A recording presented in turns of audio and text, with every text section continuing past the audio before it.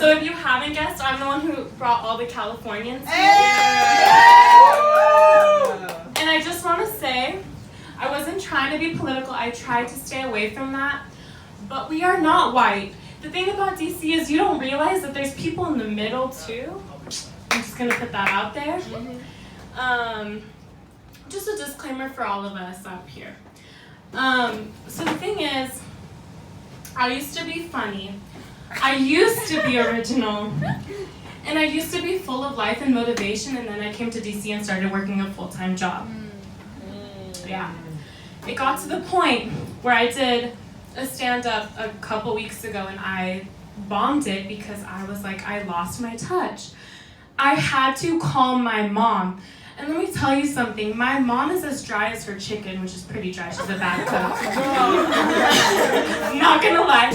And this is getting sent to her, so let's hope she doesn't take it that wrong way.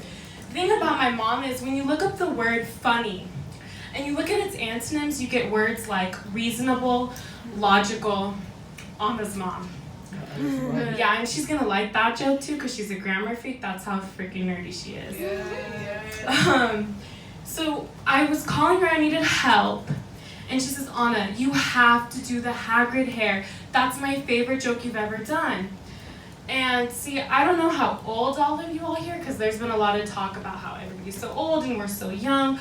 But we're the meme generation. And I don't know if you realized, or if you ever noticed, even if you guys ever noticed, the meme came about a couple years ago. There was a Snapchat. And a girl with hair similar to mine, they drew Hagrid's face on the back of it and said, "You're a wizard, Harry." Yeah, my closest celebrity look-alike I figured out was Hagrid from Harry Potter. That was the saddest thing I ever realized.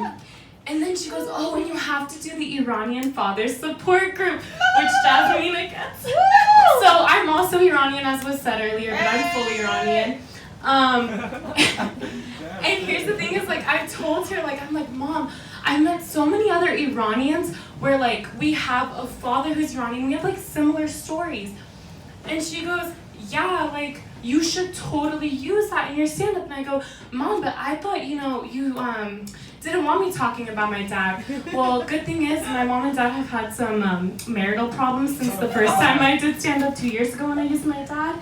And, I'm allowed to use him now because my mom doesn't care anymore. And if you don't understand my daddy issues, just understand Iranian Fathers Support Group. Yes, she also has it. So I ended that phone call with the whole, Mom, I gotta pee, so I could get off the phone. You know, that's how I always have to do it because she just wants to keep going. And then so I got off the phone with her. And then she's texting me, and she's like, keep in mind, this is right after the Avengers movie came out. She's like, Anna, I have another great joke for you.